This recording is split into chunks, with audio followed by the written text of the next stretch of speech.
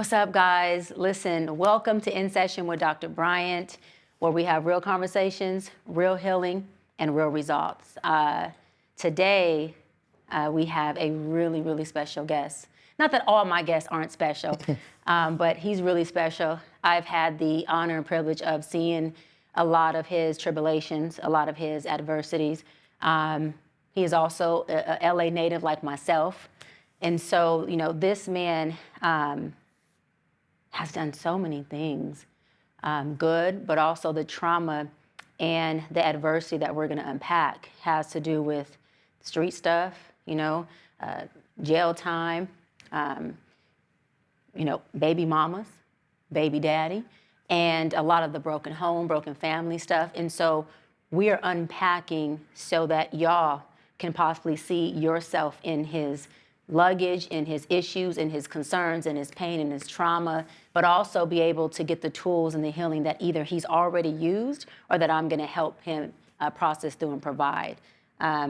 T-Money has worked with so many folks, in the music industry, everyone from Akon, Busta Rhymes, Meek Mill, Dollar, rest in peace, Too Short, T-Pain, Versaman, T.I., Jim Jones, Mano, Cassidy, Ray J, Game. The list goes on and on and on and on. It's too many for me to even mention. You see, I had to read it off my phone. But more than that, this is a friend too. So I got to keep it real. And right, and so y'all, T, welcome to In Session with Dr. Bryant. I know we talk a lot about just life and your growing up, your history, prison, streets. We talk about that a lot, just even as friends. Yeah. And so when you mentioned, being on the show In Session and actually being able to talk about that and unpack it, the first thing I didn't just think I knew is that there's going to be so many men, especially Black men, who are where you were, where you are, and who are going to need to hear your testimony so that they can find some refuge within themselves, right? Yeah. And it's not always easy for Black men to be vulnerable. There's not a lot of space that's held for you all. I pride myself, regardless of what it looks like, for holding space for you all. I have a soft spot for Black men because I'm not a fatherless girl, and with all respect to those who are. But talk to me about, just some of you growing up and where you think some of your trauma might have came from. Let's open up this luggage and let's just unpack wherever you want to start. Well, as you know, I grew up in West LA. Single parent, my mom. But my mom had all sisters too. It was all women. It was one boy. It was 7 of them. My moms had 7 kids. It was 6 girls and 1 boy. And he wasn't around too much. So really I was in a house full of women. Wow. So that's where pretty much started. I pretty much learned everything from women. Yeah. Even the street shit. Let me ask you this. Seeing your mom raise you as a single mother, right? Mm-hmm. What level of respect did that give you for her? I got a lot of respect for my mom. She taught me a lot. She taught me a lot of stuff. But I was in the street since I was young. What's young? What age? 6, 7, 8. For some reason, older kids clung to me and used to just come get me. Just come to the house and knock on the door. Can Damien come out and play? You know what I'm saying? And they were 10, 11, 15 years old when I was 8 and 9. They were way older than me. Yeah. So I was outside. How does a 6-year-old little boy be allowed to be outside in the streets, using the words you use, and with older adult folks, street folks, whether it was gangsters, hustlers, or just adults, and you're 6? How does that happen? Well, I think this is what I analyze for myself. Okay. And this is later on in life. Yeah. Then, of course, I didn't know. You didn't care. You was just hanging out. I was just hanging out. Yeah, You know what I'm saying? Yeah. I was the kid that didn't have to be in before the street lights like everybody else. I don't know. But as I got older, I don't know if I'm making an excuse or justifying for my mom. But in my head, I feel like her being a woman she didn't know how to teach me to be a man. Oh, hold on. We're going to rewind that. Say that one more time. I said, I feel like she don't, as I got older, I started realizing that I don't feel like she knew how to teach me how to be a man. There was no men, it was all women. So I think her letting me be out in the streets and letting me go out and play with these older kids was her way of, I think, saying, hey, go be a boy. You know what I'm saying? Go be around other boys. Yeah, go be go around be a other boy, men. yeah. Because I realized I could love you, I could nurture you, I could discipline you, but I can't teach you how to be a man. Yeah. No, for sure. And that's so important because, you know, a lot of women do realize that I'm one who I agree with that. I could love the hell out of you, but I could never, ever reflect a man to you. I could never do that, no matter how much I love you as a mother. But there's other women who feel like, you know, shoot, a woman can teach a man, you know, all of the necessities of how to be a good human, and that may be enough for that man. I don't agree with that. I think that teaching you how to be a good human is a blanket statement. Teaching you how to be a man is what helps you navigate life when you're in your adult space. It also shapes how you decision make. And I love that you said that, because when we talk about decisions, you know, and I'm gonna jump forward for a minute, we can go back. When we talk about decision making, you do have multiple kids by multiple women, correct? If two is a lot, yeah, two. You have 2 children by how many women? 2. So 2 by 2. Yeah.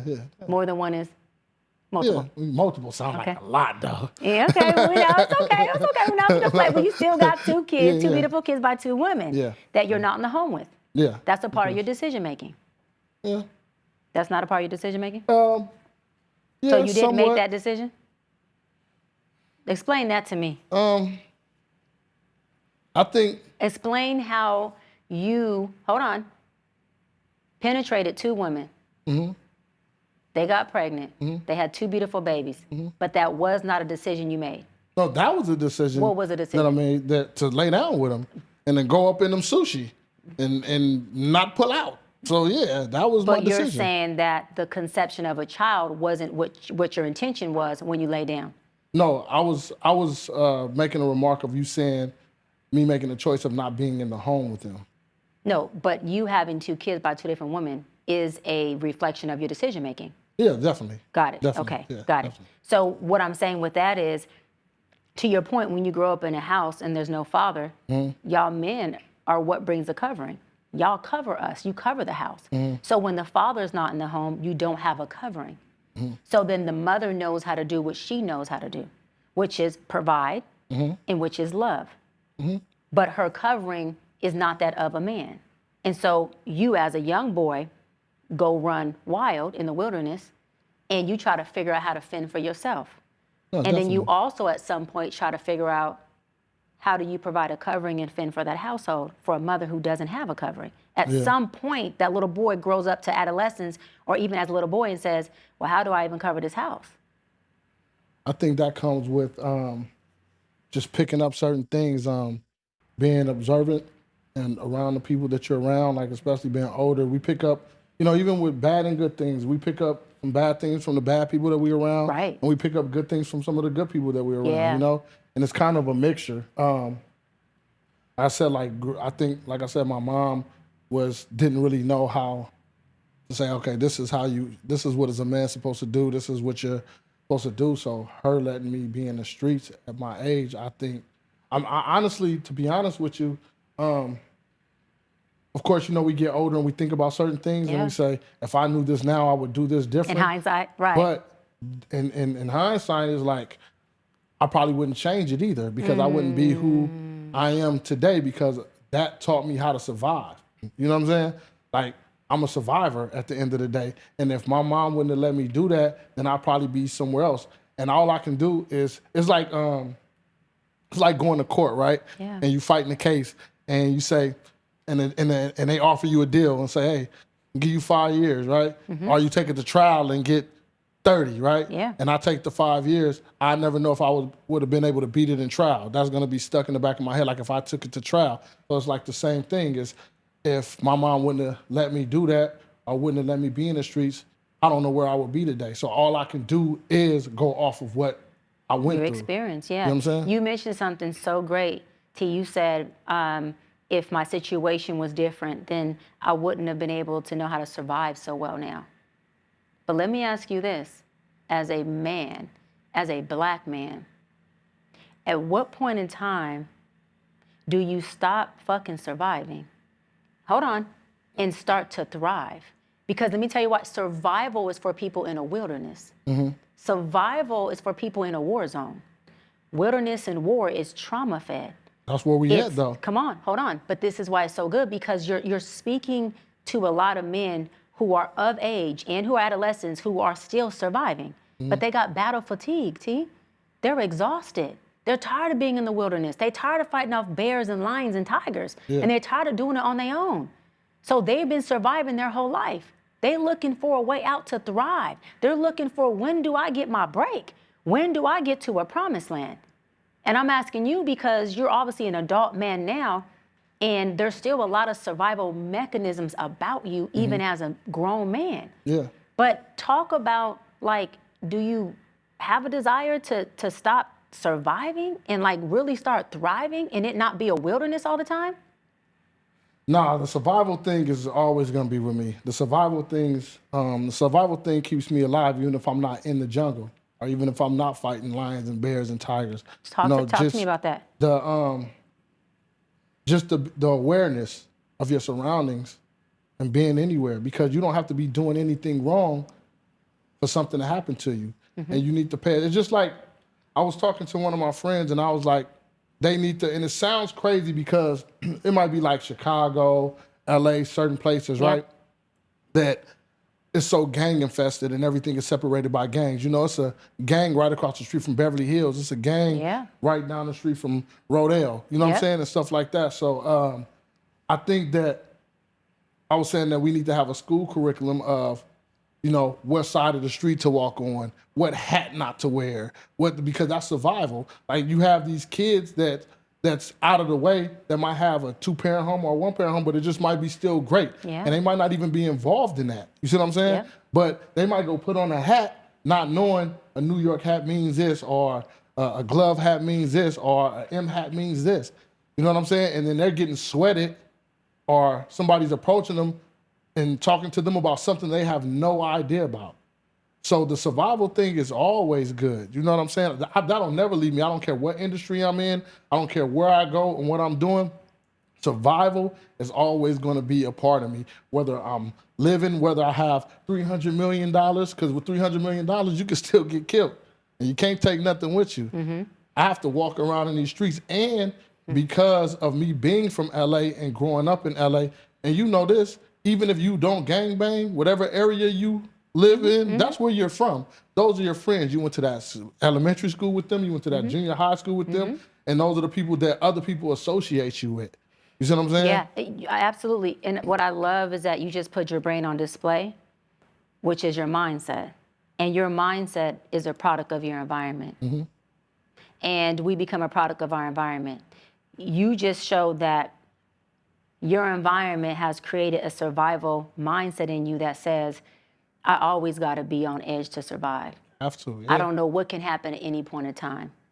But do you know what that does to a person's nervous system? I know what it does to mine. Right, but what it's done to your nervous system has caused it to be shocked, and it's caused it to always be in survival mode, which then is system overload, which then creates a highly intensified emotional reaction to things instead of an emotional response to things. Whenever our nervous system is inflamed, we are not in a safe space. If me and you are in a relationship and my nervous system is always inflamed, that means I don't feel safe with you. That means I'm always in survival mode. What makes a healthy relationship, what makes a healthy person is having a safe space, an environment. It doesn't mean that if somebody came in here now, I don't know how to protect myself. See, protecting myself and surviving are two different things. What you just mentioned, which I love that you said it that way, was survival. If me and you are out and somebody goes to attack me and you handle them, you've protected us. Right? So I believe that our folks, especially within our Black community, need to be able to protect themselves, whether that's meaning carry with a CCW, you know, because I'm not going to promote anything wrong, for sure. but I'm saying protect yourself. And do it the right way. Do it the right way. Yeah. You know what I mean? Or if that means, you know, if whatever you got to do to protect yourself, what I'm saying, I am definitely advocate for, as long as it's legal. However, I don't advocate for us to be in survival mode. Because if we are in survival mode, then we are not safe within ourselves. And that means when you get into a relationship with a woman, you give her who you are. And if you're not safe within yourself, then what are you giving her? A survival environment, which is going to make it to where she now has to survive you in that relationship. Because people get what we have. So as a little girl coming from the inner city, coming from the hood, right? In survival mode, I had to do a lot of healing to understand, how do I create a safe space for myself? So that by the time I become a wife and a mother, my husband and my kids are safe with me. Because if I'm always in survival mode, that means me and you got a 99.9% of 900% chance that we're going to war. Because I'm in a war zone, you in a war zone, and two people in a war zone are going to war. We're not going to disarm each other. So this is why I'm not knocking how you think. I actually love that you said it, because it gives us the opportunity to unpack the mindset of someone who comes from the environment of the inner city, the hood, the street life, right? Yeah. Prison, being shot at or shooting at somebody, just the whole gang environment of saying, I got to survive this. Growing up to be a man that has to survive, then gets into a relationship only to find out that even the woman you choose, who you know you love, your heart is saying you love her, but she's not safe with you. And it's not even maybe because you're doing nothing wrong. It's because you didn't come into that relationship a safe man. Tell me kind of, what did I even say about that? Like, how do you feel about what I said? And how does that apply to your life? Because, you know, I know about, I'm not gonna name names, but some of your relationships with women and how those environments weren't always safe. And you weren't even, I'm not saying you were doing anything abusive. I'm referring to the environment that was there. It was toxic because there was no safety in it, because everybody's in survival mode. Unpack that. Well, I mean, I think my survival mode is different from being in a relationship. But remember, know? you take you everywhere you go. Yeah, but I mean, it's still different, because when I mean survival mode, I mean more of being cautious or being aware of everything. And I don't really think that affects my relationship, because I'm not, like I said, I was raised by women. You know what I'm saying? So by nature, I'm a protector, you know, and of course a provider. But you know, when you're in a relationship, you got to know who you're dealing with. You got to know where they come from. You know, you got to know if you got a dude that's a 9 to 5, you know, he does this, he's scheduled, or a dude that's in the streets and this and that, or whatever the case may be. So at the end of the day, when you're dealing with a woman, they have to know who they're dealing with, you know, and they adjust to that, just like I would have to adjust to certain things in her life too. So I think the survival thing is, I don't think it really affects my relationships like that, as far as being in the household with my woman. And you know, if our problems will probably be something else, but it won't be about the surviving, you know what I'm saying? Because survival also puts you in a situation to where it's like, you know how we went through COVID, right? Yeah. You know, you had a lot of people kill themselves. You know, you had a lot of people lose things and they went left.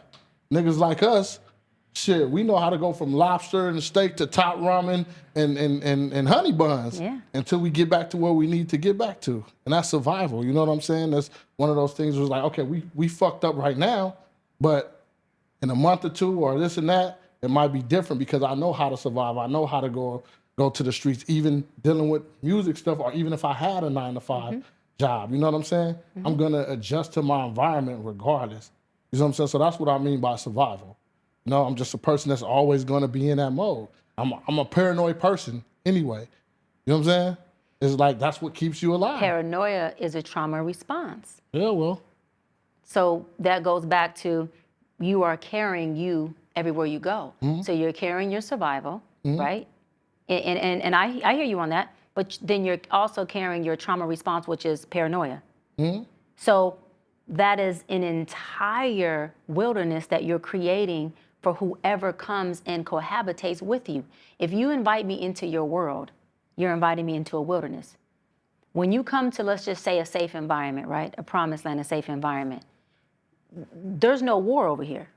So even if you brought your survival tools with you, okay, your spear and everything, there's no place over here for you to use it. Yeah, but you got to know who you dealing with, and that's a choice.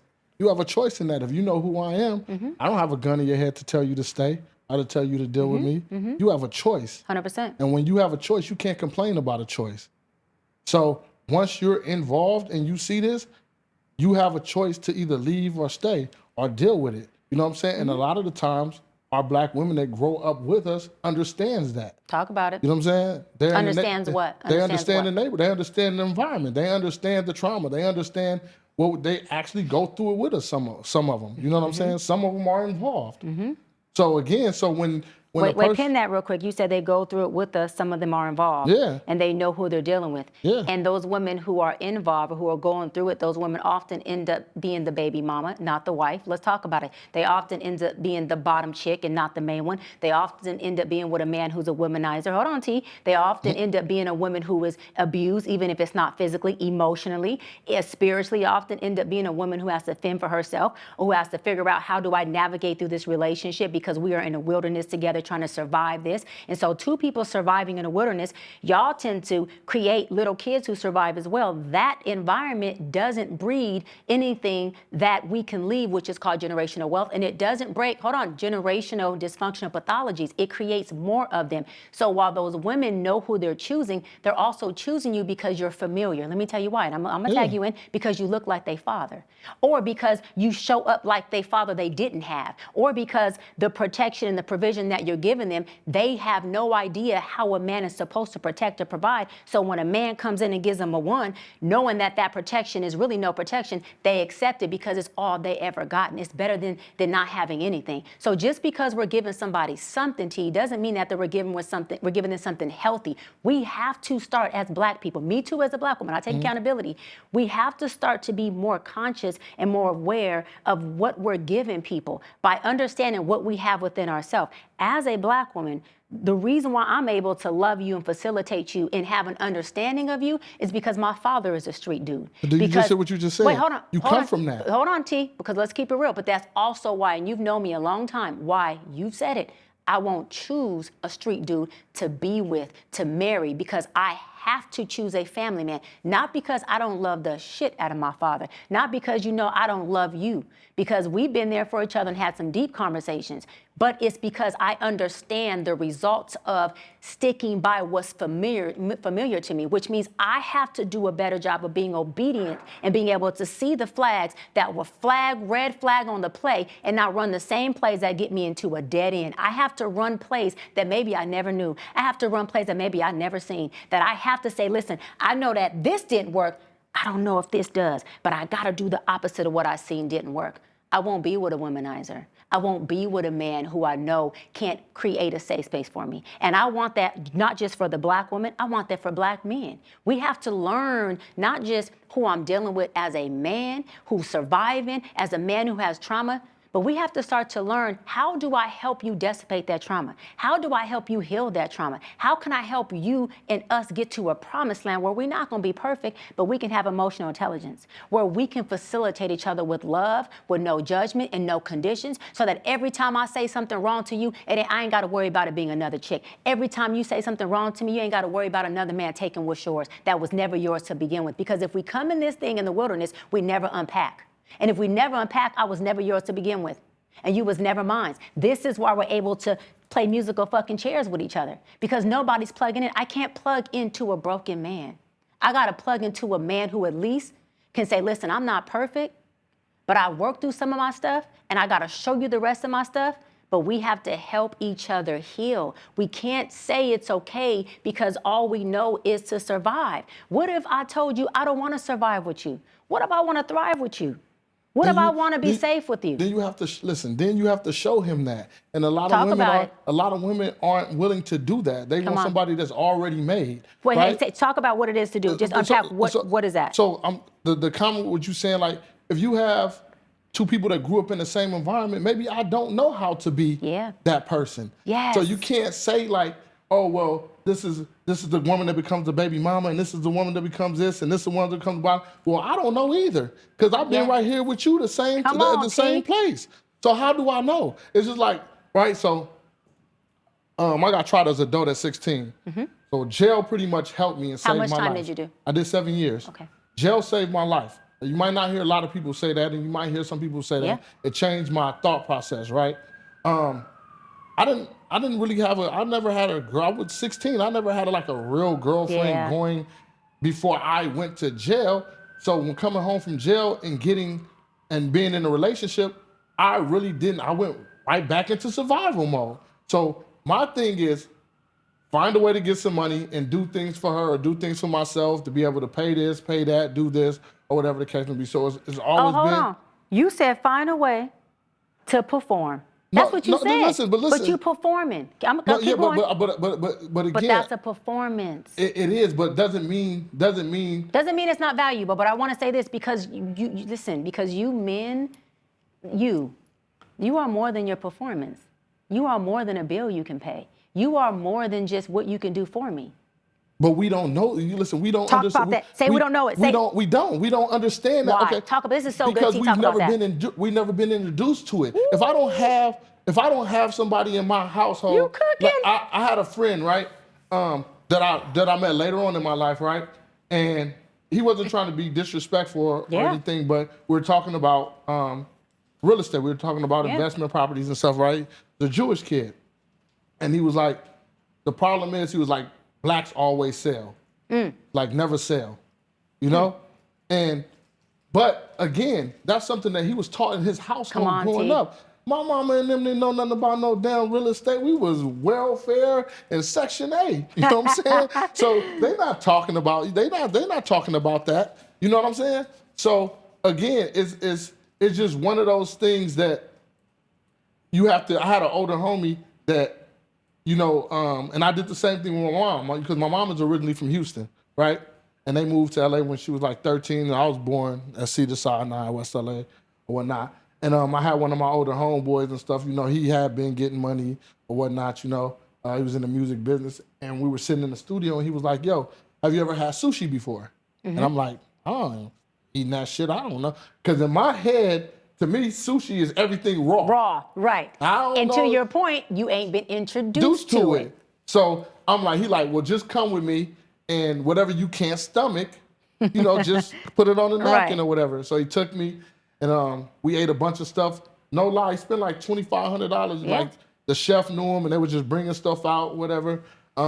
Maybe like a month after that, 2 months, I just started craving it. And I was like, and I couldn't afford it at the time to spend $2,500 on sushi. So I was like, where can I go that they got good sushi? He just started laughing at me. And he was like, go to Sushi Roko. It used to be by the Beverly Center. Yeah, I love Sushi Roko. Back in the day, you know what I'm saying? I used to give me a shrimp tempura roll with eel sauce, yes. So it's like, until you're introduced to it, we don't understand. So growing up in the hood and being on the block with these certain females and these certain women, we're going through the same thing. Yes. I don't know how to be, I guess I gotta say, I don't know how to be a man as far as for a relationship. Now, being a man in the streets is different from being a man in a relationship. Hold on. A man in the streets is... T, say that again, because when you listen, T, when you're wrong, I'll rip your ass. But when you cooking, I'm a T, please say that again. Being please. a man in a relationship is different from being a man in the streets. And can you just please say what you don't know how for men who are listening to know it's okay to be vulnerable and admit this? You don't know what? No, this is the reason why men aren't vulnerable. But can you say it and then go into why they're not vulnerable? It's because you're a man. I want you to represent the black men on here. You said you don't know how to be what? A man in a relationship at the time, like I know how to be a man in the streets. It's two totally different things. Yes, I love you for that. It's just two totally different things. Now talk about that. Tell us the difference as a man. How was it different? Because, like I said, it goes back to that survival thing. Being a man in the streets is like surviving. You know what I'm saying? And then being a man at home, it's kind of like that's where you're supposed to have your peace set and where you're supposed to be able to let your guard down. I'm supposed to be your promised land. Yeah. But again, let me tell you this, Keep going. Yeah. The thing is that I don't think that men don't want to, but, and it's like vice versa, we have to figure out the woman that we're dealing with. Yeah. When men let their guards down and are vulnerable and seem weak, because we're way more emotional than women. We can't stomach the things that you stomach, in a sense. Like, if you cheat on me, I'll probably never forgive you. You know what I'm saying? Even if I talk to you again, I'll always think about that. You might give me a chance. I could probably cheat 2-3 times. Not all women. Some women are zero tolerance. I ain't giving nobody a chance. No, I'm just saying. Some women do, though. You're some right. women do. Yes. Some women are zero tolerance Yeah. and some women, Right. but I'm not going to forgive you one time. Right. It's just not going to happen. That's what I mean. And that's a form of an emotion. Yes. You know what I'm saying? So, like, for me, it's I done lost my train of thought. But No, you're what not I was gonna lose saying. because you was cooking too well. You're talking about how it's not that men don't want to Oh be yeah, able to yeah. come It's home not that and with make their woman their yeah. promised land. It's not that. I But think you were going with that yeah. environment ain't set No, sometimes by the woman. No, they're used that. Sometimes men are scared that the woman will use that against them. Come on, talk You about that. become weak. It's just like you let your guards down, you become vulnerable, and they use that against you. You know what I'm saying? So tell me when it's used against you, tell me what happens in you as a man when that woman uses that vulnerability against you, not to empower you, but to dismantle you. What does that do to a man? It depends on what type of man you are. You know what I'm What saying? does that do to you? For me, like I'm a mental person. You know what I'm saying? So there's certain things that you can't say to me or whatever, and you just think that it's cool and I'm supposed to be cool with it. You know, you'll be better off punching me in the mouth, and I accept that more because we start feeling like this is how you really feel.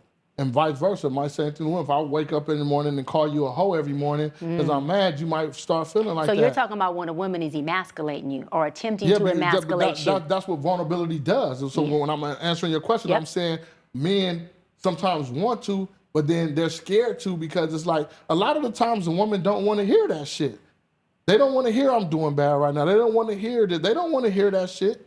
Wait, I love that you're saying this. Is that the perception of men, T, or do you think that's really true for women? I only say that because All right, let me ask you a question. Yes? Let me ask you a question because it goes to you saying you had a father, right? Yes. And so your outlook on certain things of when you look into a man Yes. might be different, right? Yes. So mind you, right?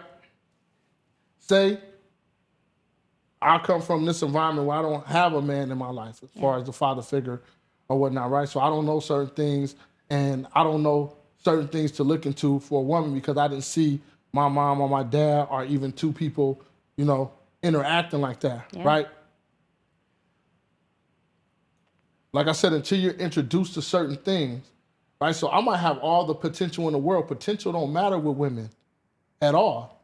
Potential only matters with men when it comes to women. Like I might see you, your hair might not be done, your nails might not be done, but you might be bad. That's what we consider like, you know, pretty face, nice ass or whatever. And we might be like, man, all she needs is a little pick me up. You know, I got a little bit of tender love and bread. care. Yeah, I got some little Right. money to do this, you know what I'm saying? Yeah. But it's not like that the other way. And if I don't know and I've been in the hood all my life, I might have all the talent in the world. I might can paint, I might can draw, I might can do this. But if I don't have the opportunity to eat sushi or the opportunity somebody take me through Bel Air and show me the houses or whatever. Right. So when I come across you, you might be balling, right? And I might have all the potential in the world. Well, I'm not looking for potential, they're looking for stability. So at the end of the day, I can't come to you and you be like, well, shit, you know, unless you maybe be like Oprah Winfrey or J-Lo or somebody, or what's the one that the boy got? What's the boy, what's the, that used to mess with Tiger? He got the Cher. Yeah, something like that, you know what I'm saying? You know, I go get me a Cher Let you or go something, get you one know of what I'm saying? them. You know, I go get one of them, then maybe it might be different. I got a woman that grinds and works, stuff like that, you know. But I'm not gonna lie, I have a good woman right now. Yeah. You know what I'm saying? Do we kind of bump heads sometimes here and there? But I'm learning how to. This is where the man at home comes in because I'm learning now, and How old are you now? I ain't finna be saying that because I be all on the microphone. I don't Okay, even know how old I am. are you around the 40s? Yeah. I'm Because I around ain't the gonna tell 40s. your Yeah, business. You're around the 40s? Yeah, I'm around the Okay, 40s. so it took him to be around his 40s to learn the in-house family man stuff. So for men out there who are not there yet, it's what T said. It's about the exposure to these things. Yeah. And it's also about being very honest and surrendering to what you just did so beautifully on here about what you're not good at and what you don't know how to do, and not judging yourself for that and saying, listen, but if I get exposed to it, I could do it. If you can show me, I could learn it. That doesn't mean I won't become the best man at that. And that's not an age appropriate thing. These transitions, these transformations, the exposure to different environments, these things should and can happen at any age. Like it's never too late for anyone to get exposed, let's use your metaphor, to sushi. Yeah. You know what I mean? No, Seriously, yeah. and say, look, I actually like it. Because for a lot of men, I agree with you on this, I want to say almost every man, and I'm going to generalize, if they had the opportunity to be exposed to being a good man, a family man, with a solid woman, I would almost bet everything I have that they would fall in love with that. And it's not that they would only fall in love with her, they would fall in love with themselves as a man.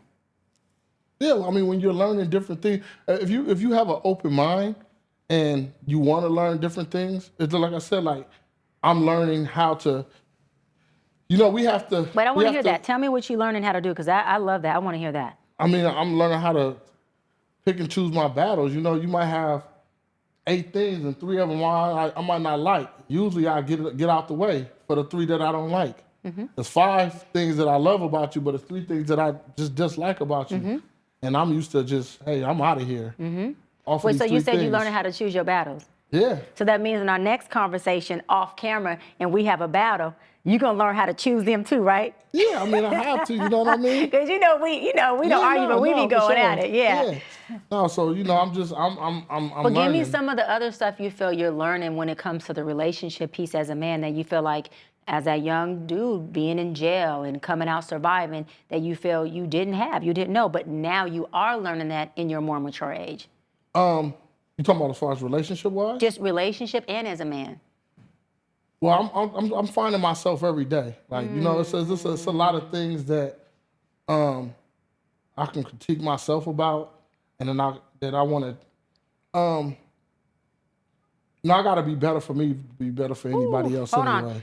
Can you look in this camera? No, seriously, and tell these men that.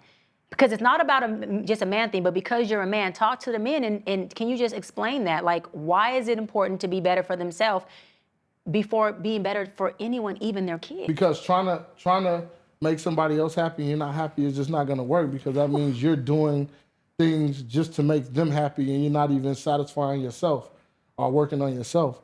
So those are the things that, like, every day that I kind of dwell on. You know what I'm saying? It's like to make myself a better person. Like, okay, I know this about myself. First of all, a motherfucker gotta admit to themselves what's fucked up about them. That's the first thing. Awareness. I know my fucked up shit. You know what I'm saying? And so I'm working on that. And like I said, the woman that I have now, she's dealing with it. You know what I'm saying? And she's not perfect, and I'm not perfect either. But again, she doesn't have to deal with my bullshit, and I don't have to deal with her bullshit, and we're trying to, figure it out. So every day, I'm kind of figuring out, like, all right, I need to work on myself with this. I need to do this. I need to do that. And I think that comes from doing time in jail and being able to reflect on myself. Like I said, jail changed my whole thought process of the way that I move, the way that I interact with people. It did a lot for me. And again, I think that you have to want to change within yourself, no matter what type of classes you do or take. And then even in jail, before I had kids, I took parenting, I took social thinking skills, I took gang awareness, I took all of these different classes that they probably give to these people. And, yet and still you have to want to change anger management, all of that stuff, So and has change been easy for you or challenging? Huh? Has change been easy for you or challenging? No, it's definitely been challenging because I still go through. Okay, so you kind of, they say you're not supposed to question God, but sometimes you still do. You still have. It's just like with Dollar. Like at the time I was hustling. Tell what happened with Dollar. So that he got killed at the Beverly Center. He was an artist. Signed to you? Yeah, signed to me and Akon. I did a joint with me, Akon and Boo. I did a joint venture, and we were signed to Jive for distribution. And I was hustling. You and Dollar were not just like that was like my kid. Artists and manager signed to you. Yeah. Y'all, you were like fathering him. Yeah. Y'all were like 2 peas in a pod. Yeah. No, it wasn't like you were so this close. My artist. Yeah, it wasn't like, oh, this is my artist. Family, it was family. Period. Yeah. So I was hustling at the time before we got the deal, and while we was working, I used to always be like, man, if I get this deal, God, I promise you I won't touch nothing else. You know what I'm saying? I won't do nothing else. And you got the deal. And I got the deal. And you touched all of it. No. What did you do? That's what I'm saying. So this is what I'm reflecting on. So, through us getting a hit single and stuff like that, his life was unfortunately taken for some bullshit. It was really just like and it sounds crazy me saying this as far as the death part, saying it was a misunderstanding. It just was kind of like some misunderstanding, some scary shit, just like, you know what I mean? And when you're in that position of you saying, now I'm looking and I'm saying, yo, like, God, I was changing my life. Like, Right. we wasn't doing nothing wrong. We were doing music. We were doing this. We were doing that. Like, why? You see what I'm saying? Yeah. So that's what I mean. It's like, damn, like, why did this happen to us? Why did this happen to this kid? He was At only this 21. time. At And this then, and time. it caused me to question myself, like, all the shit that I've done and you took him? Wow. You know what I'm saying? Like, that's how I think. I'm like, damn, I done did all of this. And then I sit back and say, well, did jail, like, was my punishment? You know what I'm saying? Because I'm looking at him like we Meaning, doing like, music was and he's jail your way of already paying your debt? yeah. So Paying that's your how debt. yeah. Wow. And that's how I was looking at it. And I'm like, damn. And then like I'll be having the craziest thoughts and I'm like, did Dollar save my life or save somebody else's life? You know, I'll be thinking like, yo, you know, if God asked him, do you want to go back? If you go back, this is gonna happen. You know what I'm saying? And he chose to stay. I'll be thinking all kind of crazy shit. Just being real, because if that's how bad it fucked me up. Yeah. You know what I'm saying? It fucked me up that bad to where it was like, damn, like he's only 21 years old. Questioned everything. Yeah, question. You know. Yeah. So even now, it's like me doing music. I got a new But let artist. me ask you this before you move on from Darling and like you said, making it like look at yourself and question God, question you, just everything, question life. In that questioning of God, if there was anything you heard back, you know, what did you feel you heard from God in that? And you may have not heard it in that moment you were questioning, because sometimes we question God year number 1 and we don't hear nothing from him until year number 4. He never leaves us or forsakes us. But when I say don't hear nothing, meaning we don't get the understanding of why this happens sometimes for years later. Well, for me, like, I always think that I have to be here for a reason. You know? I be like, all of the stuff that I've been through, and it's like I'm still here. So I have to figure out why I'm here and what I'm supposed to be really doing.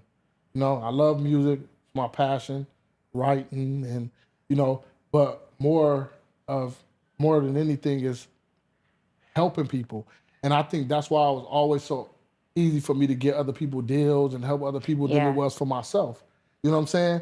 I felt like God was using me as a bridge to get people to where, because I used to be mad about certain things about that too. And I used to be like, yo, why is, you know, and then somebody told me like, man, you can't. Yeah, we talked about that too, you and I, about, you know, we're not gonna mention names, but why have I wrote this for this person, put this person on, this song that I wrote is a hit, this is a hit. All of your work that you've touched became gold. Let's keep it real. And you were like, but for some reason when it's time for me, meaning you, to be the gold, why is it not happening for me in the same way that I'm able to let or make it happen for these other people? We had that conversation too, but, years ago. Somebody told me that years ago. God was using me as a bridge. So then I learned to let that go. I'm like, I gotta let that go. I gotta let that anger go. Like, you know what I'm saying? Like, and just continue to help people. Just continue. And I feel like I get my blessings that way. And I'm one of those people that like to see shit grow anyway. You know what I'm saying? It's like, I've never been a hater. But I I've think always that's brought shit to the natural in table. you. I don't. That's just who you are. Yeah, Because no, as a even when I person. was, you know, considering running for mayor of LA, Yeah. you contacted me. Even though, you know, we talk all the time, you contacted me. I didn't have to ask you for help. Yeah. Remember, you start lining up help, you start lining up contributors, you start lining up people to endorse me. Yeah. Like literally, you were taking me to different business owners, like high profile people, and like she's running, you know, support her. And I didn't have to ask you for anything. Yeah, that's just me though. And so thank you for that, Yeah, because that's that me. is who you are. But that goes to the character of man that you are, which is really you. And the trauma and pain and the anger and the resentment, it eclipsed that. Yeah. It eclipsed that. This is why I push so hard for like people in general to be more in an environment that allows them to feel safe, because when your safety, your eclipse is removed, and then we get to experience you. And what I've always experienced from you is a loving man, a great friend, a protector. I ain't never called your phone and you not answer. Yeah. I mean, literally, it don't matter what time it is. It don't matter what's going on. I've always felt that. But that is because I believe, and I'm okay with being wrong, that I've never made you feel like the space with me is unsafe. I've never made you feel like no matter where my career has gone, because I started off in the hood too. Meaning no, for we sure. met at the bottom of this. Yeah, no, I for wasn't sure. Dr. Bryant when we met Yeah. at all. I was Cheyenne, hanging out, going to clubs. Let's keep it real. Yeah. This show is about transparency. Yeah. So you met me in what you always tell people, like, y'all see Dr. Bryant, but Cheyenne's a gangster. Yeah, no, You for always sure. say that, right? Yeah. So you met Cheyenne, and you've been there watching me. I'm talking about from like a bird's eye view, front row, transition in my career and as a woman. So what I'm saying is I've only experienced this really loving guy. I've never really seen the man in you who's in this survival like mode of not being vulnerable. Like, and I say this next word with all respect, I've always seen you be soft with me. Yeah. Like loving, you know what I'm saying? And so, but it's because I believe I've done a great job, toot my own horn here, of creating a safe environment. I never gave you a reason to think I'm unsafe, or you can't talk to me, or you can't trust me, right? Or depending on what you decide to do, there's a condition, then I ain't dealing with you. It's never been like that. And I think that's important. And I want to ask you, how do you believe women can create that type of environment for men, not just the men they're dating, I'm talking about for like their sons, for their friends, for anyone who is a man? How do you believe as a man, like, we can create that environment for y'all? So all of us experience this loving, vulnerable, respectfully, soft man that I've experienced. I ain't never seen you do anything disrespectful. We met having an argument. Yeah. And we ain't had that type of ever. Yeah. Ever. Yeah, I think I'm like that with, I haven't been into too many relationships, you know what I'm saying? All my relationships that I like really, really been in, maybe that was like real, probably maybe like 4 my whole entire life, you know what I'm saying? I think with my homegirls and stuff like that, I think that comes from me being raised by women. Yeah. Like, a lot of women cling to me for some reason, you know? Just in general, just like homegirl, like, no, I'm talking no sex, no... Platonic, yeah, straight just platonic. nothing or whatever, you know what I'm saying?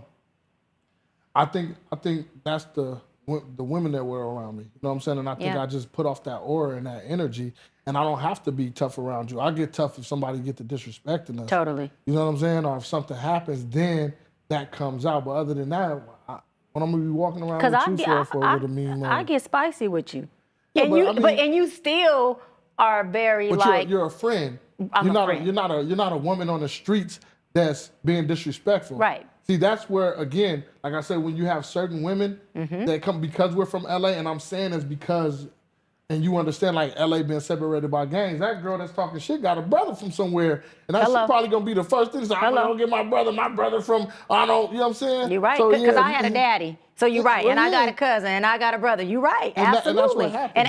And I got friends, Yeah. and I got friends. Yeah. So that's what that is, you know? Yeah. So it's not like, so even if friends are gonna debate and argue and not agree. That's what friends do. Just because we don't agree on certain things or because we argue doesn't mean that we're not friends. But how do we take exactly what, because you just described a healthy relationship. How come that dynamic that you just described that happens in friendships between two people, especially two black people, okay, two male and female black people, how come that same healthy dynamic doesn't happen in the relationships when we become romantic? Because it becomes different. Yeah, again, that's because it becomes an emotional situation on both sides. Let's go. You know what I'm saying? There's an emotional attachment there once the gets together and you start doing this and doing that. It's a different type of emotion of me having an emotion with you as a friend. You know what I'm saying? Yes. We don't have that we don't have that bond we don't have that. But in addition to what you're saying, when you're in a romantic relationship where your heart is romantically involved, there's a defense mechanism that comes in, especially when you've been in survival mode. If I've been in survival mode, you've been in survival mode, and we're in a relationship romantically, we have feelings that are different than a friendship involved. When you say something, I'm more easier triggered. Yeah. And guess what? My defense mechanism comes up. When my defense mechanism comes up, where am I going? I'm going into survival mode.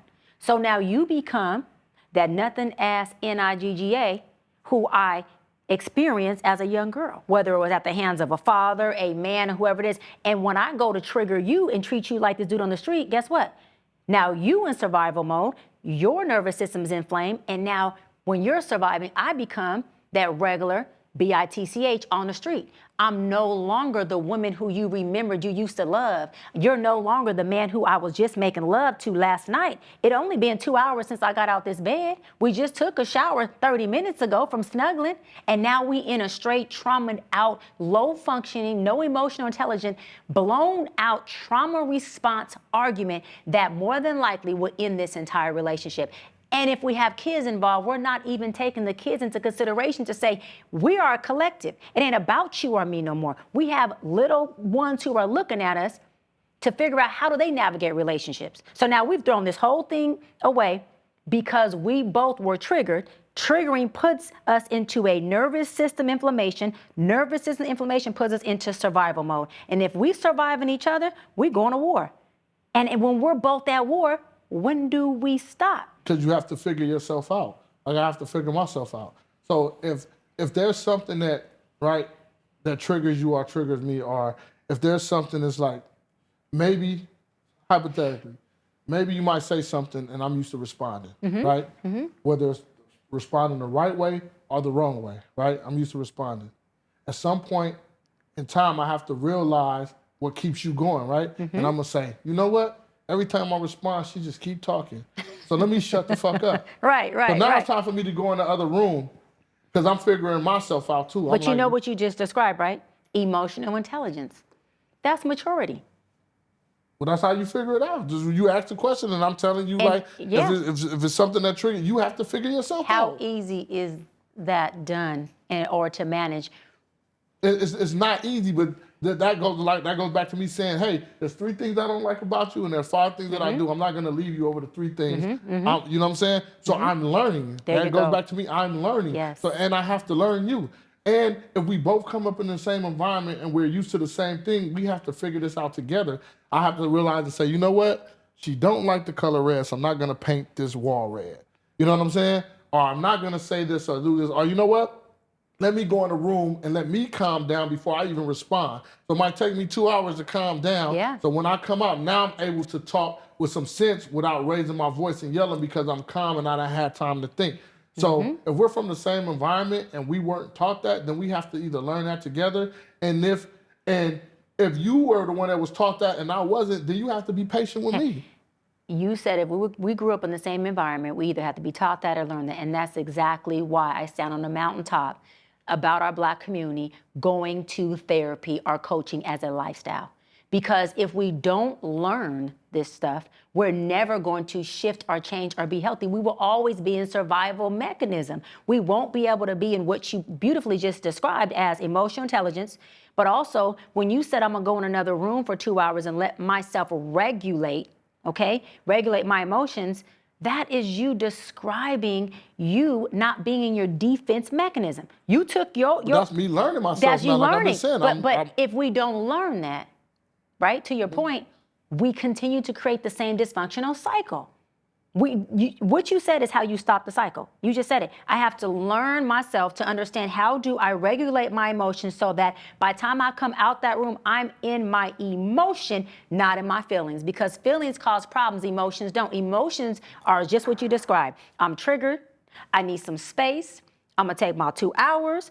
I'm gonna regulate my emotions so I don't be in my feelings. Because when I'm in my feelings, I'm in my ego. And I'm responding or reacting to you based on how I feel. And if you can't validate how I feel or buy into my feelings because you're trying to sell me yours, we at war again. Yeah, for sure. We at war. Because I need you to know how I feel, but you need me to know how you feel. But if we take our break, emotional intelligence, regulate ourselves, because really regulation is a self-responsibility. We come back to the table and I say, you know what? How can I be of service to your emotions? And you say, how can I be of service to your emotions, Shai? And I say, you know what? Next time, if you just let me finish what I was saying, I wouldn't be triggered. And you say, okay, the next time after I let you finish what you're saying, if you allow me the space to have an opinion too, baby, I think that we could work this out. That's fucking problem solving. And relationships only fail when 2 people, to your point, either don't know how to, or they decide they no longer want to problem solve. Because relationships really, they only last if me and you can continue to solve a problem. Yeah, Sure. Or we both realize that we love each other's friendship so much that even if we don't solve this problem, you still my dude. Even if we hang up this phone, I don't agree with what you said, I'm not going nowhere. Yeah. There's no conditions to this. Because one, you're my refuge. One, I'm safe. And two, divorce ain't an option when it comes to us. When you decide that, you also show up differently. But when I'm surviving this relationship where I'm like, shoot, at any point in time, I'll pivot, guess what's going to happen? Something's going to happen to prove my self-fulfilling prophecy of pivoting is going to happen, meaning something in this relationship is going to be created to prove to me that I can pivot. Because I don't need you. I can do this on my own, knowing I don't want to do it on my own. I can't come in there with that type of energy because I'm going to calibrate and create a situation that's going to prove to my self-fulfilling prophecy that I'm right. That's why the Bible says, right? What reports will you believe? Because whatever you believe is true for you. So we should only believing or be thinking what we want to be true for us. As a man thinketh, so is he. So if I'm thinking I'm surviving you, guess what? No matter what you do, T, I'm going to survive you. This is the sad part. Even if you love me so healthy, but in my mind, all I know is survival. Guess what? I'm going to survive your healthy love. Yeah. I'm never going to be able to receive you and your love from a healthy place until you said this earlier, and I loved it. I do the work for myself on myself. I can't receive you. So you could be pouring into a cup with a hole at the bottom. Pain pockets create a hole at the bottom. And you just, I'm loving you. I'm loving you. I'm loving you healthily. Well, because I haven't healed my own pockets, I can't even sustain that love. Yeah, yeah. And it happens often, not just with men and women, but women with men. So I love what you're saying about, having to learn each other and having to have this awareness, and the work starts with you, and how important it is to make sure that you learn yourself to understand who you are as a person, what you need as a person. And then, like you said, surrendering to, I'm fucked up in these ways. And it doesn't mean I got to beat myself up, because you can't beat yourself up and build yourself. You can't beat yourself down and beat yourself up at the same time. They can't coexist. You got to choose one. Yeah. And as long as you're beaten down, that means you think you're a bad person, and a bad person is shame. And if you're a person who has shame, everywhere you go, again, your self-fulfilling prophecy is going to prove to you what? You're a bad person. But the work you're referring to doing, it empowers you. Yeah. And it brings you to yourself, and it lets you know, no, I'm not a bad man. I made bad decisions. And all I got to do is make one different decision, because it takes one decision that's different to change the entire trajectory of my life. Yeah. One, not two. One phone call could get you a deal. One yes could get you something good. One no could mean you breaking that entire dysfunctional pathology you've been doing your whole life. So, we have to wrap up, but I want you to, first of all, I love you. You know I love you. I'm waiting for some vulnerability. I'm waiting for some vulnerability. No, I'm waiting. Listen, man. I'm waiting to be loved back by my black man. I thought you were gonna keep on talking. Yeah, I'm like, all right. And thank you so much for coming on the show. But I also want to give you your flowers, because you weren't playing about this session. You hit me up a while ago. Yeah. And what I love most is you were like, I want to get in session. I said, but T, we friends. So technically, I can't do a coaching therapy session with you. You're like, but we always do this anyway. Shy, we talk about these things. I said, but what we can do is unpack, the trauma and the things that we do talk about, the things that I do know, and your growth as a man. Because I've been honored enough to see you go through this growth thing. Like you've been able to see me transition into this woman. And the maturity that I see on you is beautiful, and I do love it. And although you've always been very loving and respectful to me, the way that you even handle yourself, our relationship, and other people that I've been able to witness is just so much growth. Even your perspective on things, even the way you are way more responsive when you used to be super reactive to things. Your understanding of people who have a different opinion than you has even matured. Yeah. So I want to give you your flowers on that. And, again, tell you I love you and thank you for trusting me, not just on this platform, but trusting me even as friends when we talk. And just always having my back. That's something that I think people gotta just acknowledge more. Because, like Bishop Jakes always says, you get one or two confidants, you wealthy. Yeah. Because, you don't get a lot of people, you can call on that you don't have to talk to every day. Yeah. Because we don't have to talk every day, Yeah. but we I say there. that a lot too. A lot of my real friends I don't talk to every day, but when I do call them, or when they do call me, we there for It's each solid. other. Yeah, I It's talked to solid. motherfuckers for years. Yeah. Or people like, oh, what's up, man? What you doing? Oh Yeah. yeah, man, I'm no. It's always like So that I with real want to people. end with you telling other men, and I don't want to tell you what age bracket or anything or kind, but tell other black men who were where you were questioning God, who, question themselves, who are trying to find their purpose when your purpose really is when you find yourself, there's your purpose, because your purpose is in you, it's not on you. What kind of advice, T, can you give them to navigate through like being a black man and trying to figure out, you said it perfectly, like, how do I be the relationship family guy, although it's so different from how I've had to be the man on the streets or surviving or whatever that looks like for them? Well, I'm really talking to the youngsters because older niggas got to figure it out for themselves. Like I'm trying to figure it out for That's myself. You right. know what I'm saying? Like we too old to not. If we not figure, we don't. If we're not figuring it out, we just don't want to figure it out. Ooh. You know what I'm saying? Especially at our age, And I know we've been through a lot of stuff, a lot of these dudes. I got a lot of older friends that have been through a lot of stuff, But just with the youngsters, man, just be open-minded, man, to experience new things and, listen, everything you're not gonna, I'm not saying that everything's gonna be right or wrong, but you still need to listen and then, just decide on what makes sense because, even like when you're saying being a bad person or a good person, that's a feeling, man. You don't you like when when you do Man, something wrong. If you come gotta on. question yourself or you gotta question the other person, you know that it wasn't supposed to happen. You have kids where, just the tone and the body language of a person cussing, the kid is like, ooh, that's a bad word. You know what I'm saying? Ain't nobody told them it was a bad word. It's your aura, it's your Yeah. energy, it's the way you said it, it's your tone. So, for the youngsters, man, just man, if opportunity knocks, man, open the door, man. Just try to stay out the way, man. The gang shit is over with. Like, and I'm not down in the gangs because there's good things to gangs and there are bad things to gangs. It's good people and bad people. You know what I'm saying?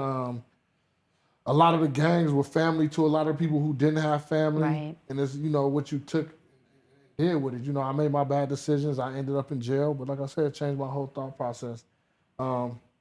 Just, stay focused, man. And the world is changing. And if we don't change with the world, we're going to get left behind. Everything's on camera now.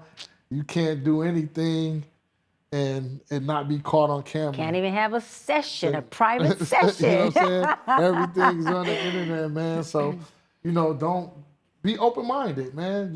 Just be open-minded to certain things, man. To conversation, relationships is everything. Make sure you're around the right people. If you have friends that's influencing you to do bad shit, they're not your friends. Come on. Yeah, my friends, don't, if your friends offer you a drug, I don't offer my friends drugs. I don't do them. And if I did do them, I wouldn't offer them to them. You got to go get that and do that on your own. Yeah. That's pretty much it, man. Just be open-minded and stay focused and leave the streets alone, man. Find something else to do. Because the streets don't care about man. They don't give a fuck nobody about nobody. at all. Oh. Well, T, love you. You was in here cooking. Love you too. Hey! See, you a quick learner. You learning, my baby learning.